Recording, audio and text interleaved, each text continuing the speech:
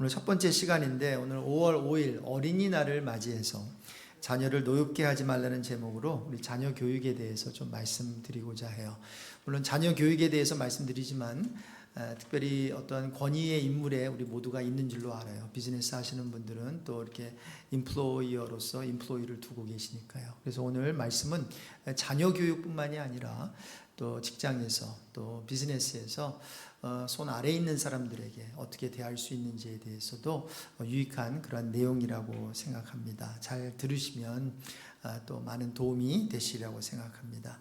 여러분, 현대인에게 세 가지 과오가 있다고 해요. 모르는데 배우지 않고, 아는데 가르치지 않고, 그리고 할 수 있는데 하지 않는다는 거예요.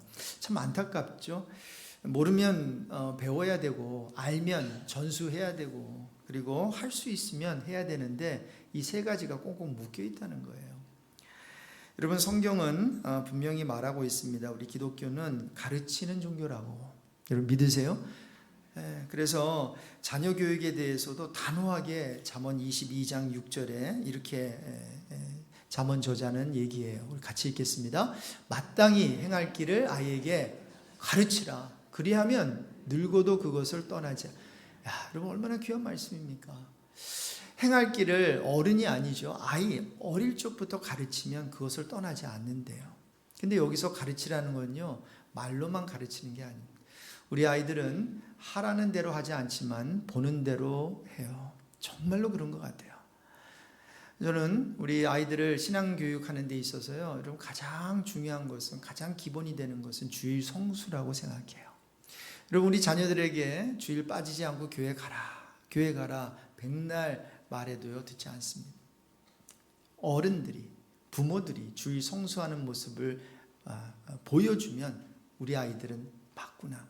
아무리 힘든 일이 있어도, 어려운 일이 있어도, 당황스러운 일이 있어도 주일은 하나님께 지키는 거구나. 여러분, 그거 하나 심어주시면 You will not regret. 여러분 정말 후회하지 않을 것입니다. 우리 자녀들에게는 그게 신앙의 기본기입니다. 그거 없이 다르게 신앙을 쌓아 올라갈 수가 없어요. 그래서 여러분, 이런 것들을 우리 아이들에게 어릴 적부터 가르치고 보여주는 그런 은혜가 있었으면 좋겠어요. 우리 예수님께서는 기독교가 가르치는 종교다라는 말씀을 해주시기 위해서 마태복음 28장 19절 이하에 여러분이 잘 아시는 선교 Great Commission이죠. 대명령. 근데 중간에 보시면 내가 너희에게 분부한 모든 것을 뭐라 그랬죠? 가르쳐 지키게 하라 그랬어요. 여러분, 저는 단호하게 말씀드릴 수 있어요. 교회를 평생 다녔는데 여러분이 다른 사람을 한 번도 가르쳐 본 적이 없다면 여러분들은 아직까지 교회는 다니고 있지만 하나님께서 원하시고 그리스도께서 부르신 그 그리스도의 제자의 삶으로는 아직 들어오지 않은 거예요. 제가 조심스럽게 말씀드려요. 여러분, 우리가 하나님에게 배웠다면, 그리스도께 우리가 부탁받은 말씀이 있다면 그것은 우리가 전달하는 자로서 그 진리를 고수하고 진리를 전달하고 그리고 진리를 전하는 저와 여러분이 돼야 된다는 거죠. 자, 그래서 부모는 아이를 가르쳐서 좋은 자녀로 만들고, 그리고 예수님을 믿는 자들은 모든 민족을 가르쳐서 좋은 그리스도의 제자로 만드는 거죠.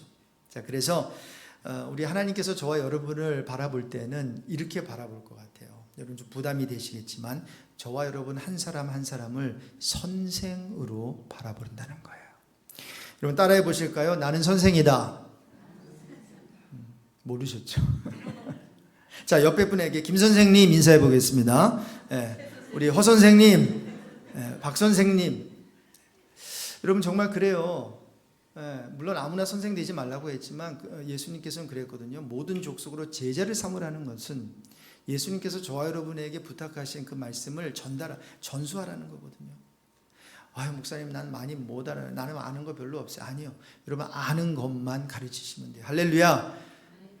여러분이 아시는 것, 예수님 믿어야 천국 가는 거 아신다면 그것만 가르치시면 되고요. 그것만 전달하면 된다는 거죠. 자, 그래서 오늘 저는 본문 말씀을 중심으로 자녀를 양육할 때 알아야 하는 세 가지 중요한 기본 정신을 여러분과 함께 나누기로 원합니다. 자, 자녀 교육에 있어서 우리가 갖춰야 하는 첫 번째 기본 정신이 있는데 같이 읽겠습니다. 자녀도 인격체이다. 여러분, 자녀는 아무리 어려도 하나의 인격체입니다. 인격체라고 하는 것은 무엇을 좋아하는 것이 있다는 것이고요. 자기가 원하는 것, 바라는 것, 갈망하는 것이 있다는 거예요. 부모처럼 똑같습니다. 아무리 어려도 그 아이가 말을 못해도요, 그렇게 인격체로서 자기가 싫은 게 있고 좋은 게 있다는 거죠. 여러분, 그것을 먼저 우리가 수용하면 참 좋겠어요. 너가 뭐를 알아? 아빠가 알아. 엄마가 알아. 하면서 억압적으로 자녀를 키우는 것은 성경이 원하는 것도 아니고 사실 여러분도 원하는 게 아닐 것 같아요. 자녀의 기본 욕구와 필요를 인정하면서 교육하는 것은요, 나중에 자녀가 잘못된 길로 나아가는 것을 미리 방지할 수 있는 지름길이라고 생각해요. 여러분, 한번 제가 여쭤볼게요. 자녀가 언제 탈선할까요? 여러분, 자녀가 너무 천살에도 탈선 안 했나요? 그러면 할렐루야고요. 여러분, 수년 전으로 한번 돌아가 봅시다. 여러분, 언제 방황하셨어요? 청소년 때 방황하신 적 있죠? 그렇죠? 너무나 여러분 다 천사셨어요? 여러분, 부모가 자신을 화나게 만들 때 사실 방황해요. 그렇죠? 그리고 자녀가 언제 노엽게 될까요? 언제 화가 날까요? 부모가 자신을 이해하지 못한다고 생각할 때예요. 부모가 자신을 이해한다고 생각하는 자녀는 제가 가만히 교육 목사 오래 하면서 보니까요, 좀처럼 탈선하지 않아요. 그리고 자녀들이 잠시 방황한다 할지라도 그런 자녀들은요, 열이면 열 집으로 돌아오더라고요. 왜요? 자신을 용납해주고 자신을 이해해주는 부모가 집에 있다고 생각하기 때문이에요. 오늘 본문에서 사도 바울은 에베소 교회에 있는 아버지들에게 너희 자녀를 노엽게 하지 말라고 당부하고 있는데, 이 노엽게 하지 말라고 하는 헬라어 시제가요, 가만히 보면 현재 명령형으로 되어 있어요. 그 의미는 뭔가 하면 반복적 행위를 나타내는 거예요. 자, 그러니까 특정한 경우에만 자녀를 노엽게 하지 말라가 아니라 24시간 365일 우리 자녀들과 살면서 출가할 때까지 이 자녀를 do not provoke or exasperate your child라고 하는 거죠. 노엽게 만들지 말라는 거예요. 여러분, 이렇게 사도 바울이 자녀를 노엽게 하지 말라고 신신당부하고 있는 이유는 그 당시 정황을 우리가 알면 충분히 이해할 수 있어요. 당시 로마에는 부권 제도가 있었대요. 그러니까 특별히 아버지에게 절대적인 그 권위와 절대적인 어떠한 그 권한을 법적으로 부여해 준 거예요. 그래서요, 만약에 마음에 안 들면 가족을 노예로 팔 수도 있었고요, 그리고 사형에 처하게 할 수도 있을 정도였다고 해요. 이 부권은 자녀의 평생에 걸쳐서 효력이 있었고요. 자, 그러니까 이런 악한 제도, 이런 의식 때문에요, 로마 광장에 그 당시에 2000년 전에 가보면 그 로마 광장에 버려진 자녀들이 많았대요. 자, 그럼 버려진 자녀들을 누가 데리고 가죠? 네, 상인들이, 그리고 어른들이 노예로 팔고 사고,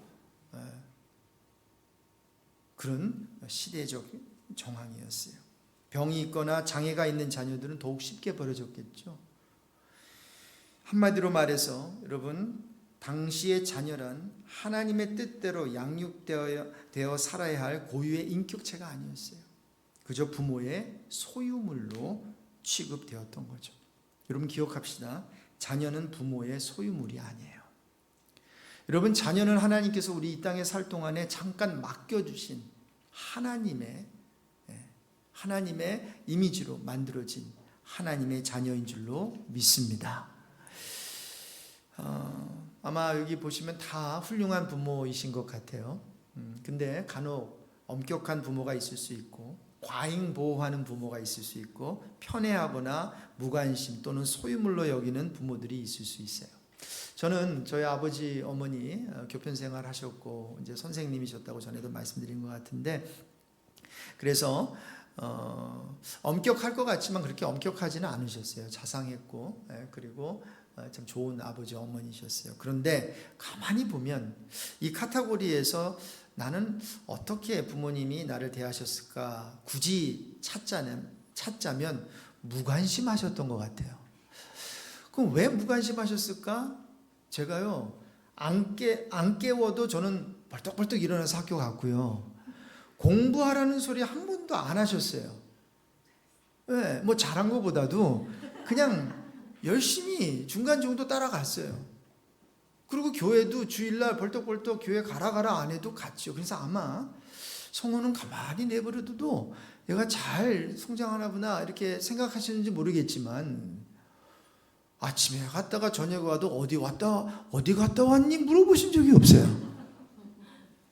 이거 제가 훌륭해서인지 아니면 우리 부모님이 또 다른 어떤 스타일이시라 그런지 잘 모르겠는데요. 자, 근데 제가 말씀드리는 거는 뭔가 하면, 여러분, 자유방임하거나 부모가 무관심할 경우는 다 그런 건 아니지만 많은 경우에 자녀가 소외감과 열등감과 자기 비하에 시달리게 된대요. 지나치게 엄격하거나 가혹할 경우 부모가, 자녀는 불안해지고 의기소침해진대요.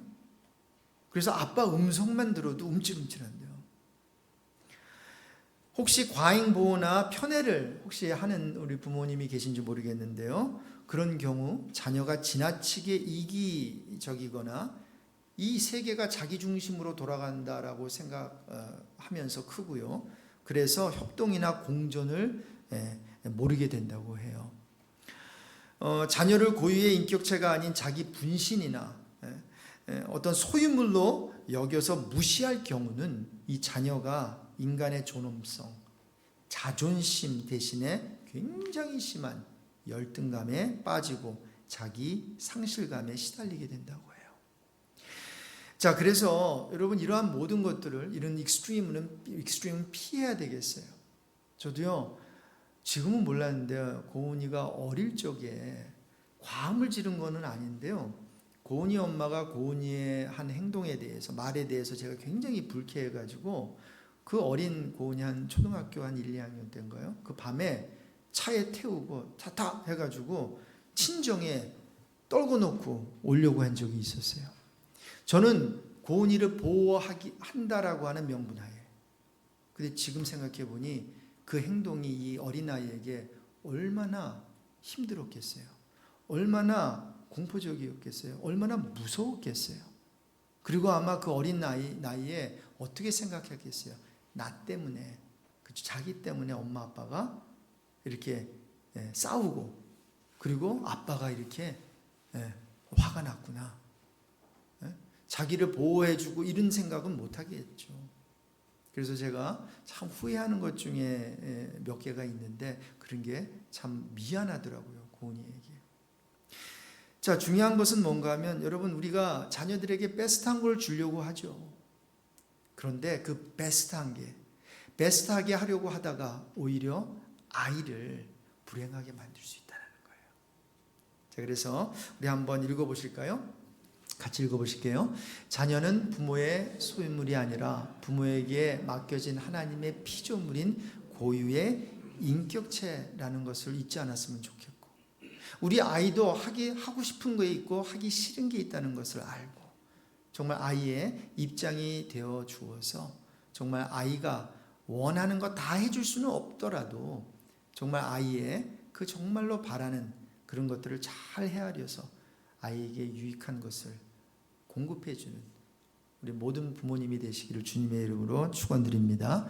그래서 이 첫 번째 포인트에서 기도 제목을 하나 삼고 싶어요. 주님, 아이를 인격적으로 대하는 부모 되게 해 주십시오.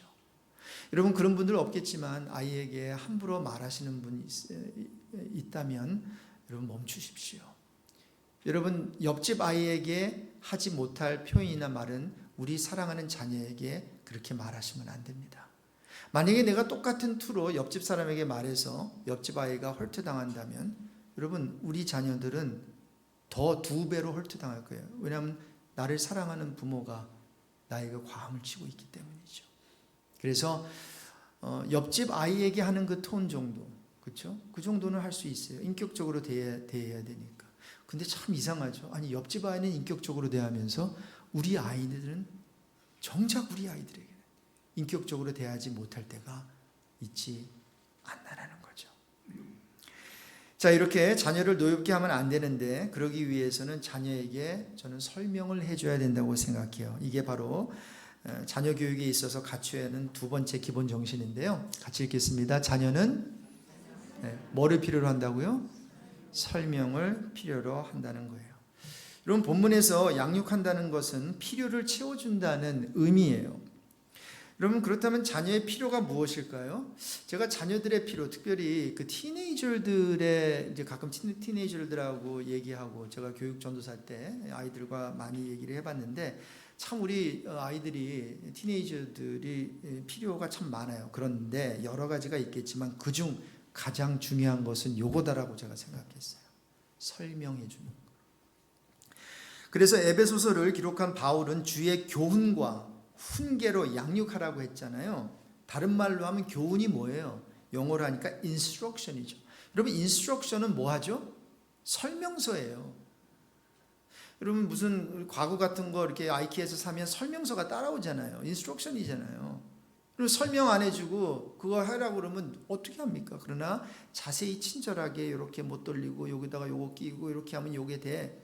자세히 설명을 해주니 하나의 가구를 이렇게 우리가 만들 수 있는 것처럼 우리 자녀들에게 필요한 것은 내가 왜 그것을 해야 되는지, 왜 그것을 해야 되지 않는지, 왜 아빠가 화가 났는지, 왜 엄마가 저렇게 어려워하고 힘들어하는지에 대한 설명이 필요하다라는 거예요.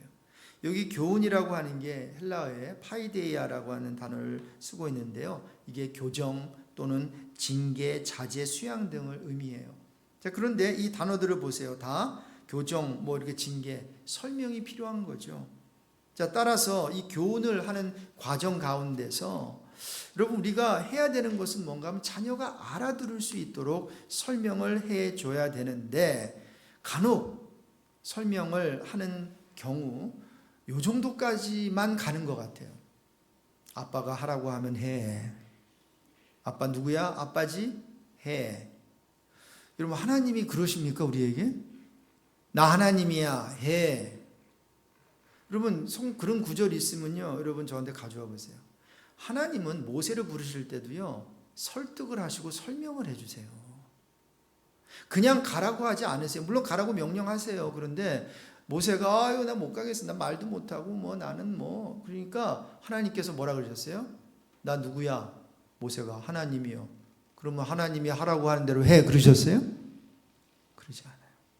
하나님은 친절하게 모세에게 화내지 아니하시고 차근차근 설명해 주세요. 이것도 설명, 저것도 설명, 막 설명해 주셨는데 끝에 가서 뭐라 그러죠 모세가? 아이고 보낼 자를 보내세요 하니까 하나님께서 그때도 뭐래요? 난 말 못합니다. 야 말 잘하는 너 사촌형 아론 있잖아. 그렇게 사람까지 붙여주시면서까지 설명과 설득하시는 하나님을 볼 수가 있다는 거죠. 자, 그래서 우리 합리적인 사고와 자기 표현을 중요시 여기는 이 서양 교육 환경에서 우리 자녀들 자랐잖아요. 여러분, 이런 아이들에게 억압적이고 권위적인 자녀 교육은요, 효과가 없다고 봅니다. 또한 성경적이지도 않습니다. 그래서 자녀에게 설명할 때 부모의 태도가 굉장히 중요한데, 우리 예수님께서는 선생 중에 선생이셨잖아요. 근데 우리 예수님께서 자기가 선생으로서, 본인이 선생으로서 이런 마음을 가지셨다네요. 권위주의적인 자세가 아니라, 한번 읽겠습니다. 나는 마음이 온유하고 겸손하니 나의 멍에를 메고 내게 배우라. 그러면 너희 마음이 쉼을 얻어. 최고의 교육은 이 가르치는 사람이 온유하고 겸손한 자로서, 그리고 그 사람이 갖고 있는 그것을 전수해 줄 때 배우는 자는 마음을 활짝 열고 배우게 된다는 거죠.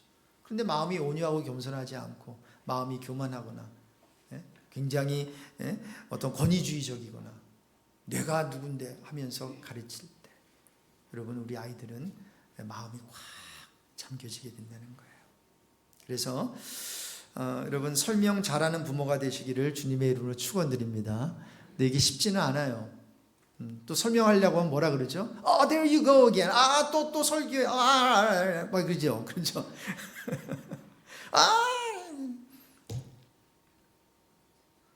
제 딸이 있는데 Father, I know you're a pastor, but you're preaching again. 아빠는 목사인 줄 아는데 나에게도 설교하는 거예요 지금. 그러니까 뭔가 설명해 주려고 하면은 자꾸 설교한다고 해요. 이게 직업병인 것 같은데 제가 좀 맛있는 거 사주면서 해야 되는데 그냥. 예. 물론 아이들이 그렇게 반응할 수 있어요. 그래서 우리는 기도해야 돼요. 주님, 아이가 잘 알아들을 수 있도록 조목조목 설명 잘하는 부모 되게 해주세요. 자녀는 인격체입니다. 자녀는 설명을 필요로 합니다. 그리고 자녀 교육에 있어서 이제 갖춰야 되는 마지막 세 번째 기본 정신이 있는데 같이 읽습니다. 자녀는 just in case you did not know. 여러분들이 혹시 몰랐다면 여러분 자녀는 죄인이에요. 다른 말로 하면 부족하다라는 거예요. 여러분 자녀는 죄인이라고 할 때 제가 뭐 악하다, 나쁘다 이게 아니에요. 자녀도 그만큼 연약하다, 부족하다라는 거예요. 그러니 죄인인 자에게 필요한 건 뭐예요? 체벌이나 형벌이 아니라 하나님께서는 우리에게 은혜와 자비를 베풀어 주시잖아요. 자녀 교육의 세 가지 기본 정신 중에서 바로 이 점이 가장 기본적이고 저는 중요한 우리 부모들이 가져야 되는 정신이라고 생각해요. 아, 우리 자녀도 부족하구나. 자녀도 연약하구나. 자녀도 완벽하지 않구나. 지혜비를 닮아서. 아니면 제 어미를 닮아서. 아니면 할아버지를 닮아서. 다 연약하죠. 할아버지 할머니도 부족하죠. 죄인이죠. 아빠 엄마도 부족하죠. 근데 왜 우리 자녀들은 완벽하게 되기를 바라시는 건가요? Come on. That's not fair. 애들이 말하는 거. That's not fair. 근데 우리도 모르는 사이에 우리는 완벽한 아이로 뭔가가 자라나기를 원해요. 대리만족이죠. 여러분 그런 일은 절대로 없을 것입니다. 여러분이 보시기에 완벽하지. 여러분이 보시기에 행복할 것 같죠? 여러분 자녀들은 여러분의 행복을 100% 체결하지 못해요. 여러분의 행복이 죄송합니다. 다 그런 건 아니지만 여러분의 행복이 자녀들의 불행이 될 수 있어요. 그런데 간혹 여러분의 불행이 어떤 면에서는 자녀의 행복을 줄 수도 있어요. 참음이, 마음 아리함이, 고생함이, 눈물 흘림이 우리 자녀를 더욱더 자녀답게 만들 수 있다고 생각돼요. 바울이 오직 주의 교훈과 훈계로 자녀를 양육하라고 했지 그저 그냥 교훈과 훈계라고 말하지 않았어요. 그 의미는 이 세상의 교훈과 훈계로는 죄인인 자녀를 바로 잡을 수 없기 때문이에요. 여러분 아무리 어리고 귀여운 아기라도 여러분 아시죠? 그 안에는 무서운 죄성이 있음을 알아야 됩니다. 모든 사람이 죄를 범하였음에 하나님의 영광에 이르지 못하더니. 다음 구절입니다. 로마서 3장 23절에 그렇게 말하고 있어요. 여러분 사자가 새끼일 때 귀여워 보이죠? 이빨 없으니까 물지도 못해요. 그렇죠? 와서 그냥 혓바닥으로 그냥 여러분 핥아줄 거예요. 그렇죠? 그런데 여러분 아세요? 그 안에 무서운 맹수의 기질이 있다는 사실 여러분 아십니까? 여러분 어린 자녀도 참 귀여워 보이지만 어려 보이지만 그 안에 꿈틀거리는 죄성이 자리 잡고 있음을 우리는 알아야 할 것입니다. 그러므로 자녀 교육은 우리 아이가 인간으로부터 태어나면서부터 이 아이가 얼마나 부패한 본성을 지니고 있는지에 바탕을 둔 성경적 인간론으로부터 시작되어야 된다고 생각해요. 오늘은 시간 제한이 있어서 구체적인 내용 다음 기회에 다루겠지만 하이델베르크 성경 공부에서 인간이 저와 여러분이 얼마나 처절한 정말 답이 없는 그러한 철저하게 죄인 중에 괴수인 것을 우리가 알 필요가 있다는 거죠. 자, 그렇다면 우리 몸에서 나온 우리 아이도 우리 자녀도 완벽하지 않다는 것이고 죄인이라는 것이고 하나님의 긍휼과 자비를 필요로 하는 하나의 인격체라는 것입니다. 그래서 이 세 번째 부분에 있어서 우리 기도 제목 삼고 싶은 게 있어요. 따라해 봅시다. 주님, 내 아이도 죄인임을 알게 해 주십시오. 여러분의 우리 자녀가 부족한 죄인이라는 것을 알게 되는 그 출발점에서 그것을 시작으로 우리 아이에게 너무 혹시 호되게 혹시 그렇게 대하셨다면 그런 분들은 없겠지만 오늘 말씀을 통해서 우리 자녀들을 조금 혹시 리시로 이렇게 그러니까 그 줄로 좀 이렇게 있다면 조금은 풀어주는 그런 은혜가 있었으면 좋겠어요. 결론입니다. 여러분 저는 이 세 가지 포인트를 구사할 때 제가 정확하게 자녀도 인격체입니다 해놓고 두 번째는 자녀는 설명을 필요로 합니다. 자녀는 죄인입니다 라고 말씀을 드렸어요. 그런데 는을 도로 바꾸셔야 돼요. 예, 자녀도 인격체고요. 자녀도 설명을 필요로 하고요. 저와 여러분이 설명을 필요하는 것처럼 자녀도 우리와 같이 죄인이라는 사실이에요. 여러분 자녀뿐이겠습니까? 사업체의 임플로이들도 그래요. 여러분 사업을 하시는 분들이 있겠는데 함께 여러분 섬기고 있는 여러분 직장에서 일하는 사업체에서 일하는 우리 임플로이들도 인격체고 설명을 필요로 하고 그리고 죄인이에요. 손 아래 사람들도 그렇고 며느리도 마찬가지죠. 그래서 뭐 그런 분들 없겠지만 혹시 이들을 함부로 대했고 혹시 말을 함부로 했다면 우리가 앞으로 조금이라도 그렇게 대하지 않았으면 좋겠고 그들을 너무 과소평가하지 않기를 바랍니다. 그들도 인격체이기 때문입니다. 한국 사람들만 인격체 아니죠. 우리 히스패닉 분들, 흑인 분들, 우리 중국 분들, 일본 분들 우리는 다 인격체예요. 근데 요즘 너무 이렇게 이런 유튜브 이런 데 보면요 사람을 너무 우습게 하는 것 같아요. 특히 다른 민족을. 여러분 그건 악한 것입니다. 우리 하나님은 그렇게 생각하지 않으세요. 여러분 우리가 인종차별 받는다고 얘기하지만 죄송합니다. 우리 한국 사람은 다른 나라 인종차별하지 않나요? 여러분 인종차별은 다 있습니다. 우리가 느끼지 못할 뿐이에요. 누가 들어오는데 한국 사람이 아닌 사람 들어오는 거 굉장히 조심해야 되죠. 여러분 저와 여러분이 중부나 동부 갈 때 백인들이 있는데 우리가 들어갈 때 이렇게 쳐다볼 때 기분이 어떻던가요? 기분 좋지 않습니다. 그런데 저와 여러분이 똑같이 행동할 수 있다는 거죠. 그러니까 이게 어떤 자리에 우리가 있느냐에 따라서요. 우리가 하면 로맨스고 남이 하면 이게 또 뭐죠? 불륜이 되는 것처럼 여러분 저와 여러분들도 똑같을 수 있다라고 하는 거 우리 기억했으면 좋겠어요. 그래서 오늘 어린이도 주일이고 또 어린이들을 대하는 좀 얘기를 좀 드렸는데요. 오늘 2부 예배 끝나고 가시면 또 어린이들이 맛있는 음식 먹고 있을 거예요. 여러분 한번 미소라도 지어주시고 등이라도 두들겨 주시고 혹시 이름을 아시는 분들은 하이 에머슨 뭐 하이 하은이 뭐 하면서 여러분께서 그렇게 반겨주시고 또 사랑으로 대해주시면 오늘 그래도 좀 뜻깊은 어린이 주일이 될 것이라고 생각합니다. 자 이제 오늘은 송만찬이 있어서 말씀은 여기까지 드리고요. 우리 분병분정위원 나오셔서 준비해 주실 때에 여러분 우리 예수님께서는 우리가 모일 때마다 주의 살과 피를 마시면서 그리스도를 기념하라고 말씀하셨어요. 오늘 성찬식을 통해서 우리 주님이 특별히 베풀어 주신 그 은혜를 경험하게 되기를 바라고요. 주님이 지키신 살과 또 흘리신 피를 상징하는 우리 떡과 잔을 먹고 마실 때 치유와 회복을 경험하게 되기를 바랍니다. 이제 먼저 찬양 부르시면서 마음을 준비하는데 이 찬양이 내 주의 은혜 강가로라고 하는 그러한 귀한 찬양이에요. 많이 불러보지 못하신 분도 있을 텐데 이 시간 한번 가사의 의미를 생각하시면서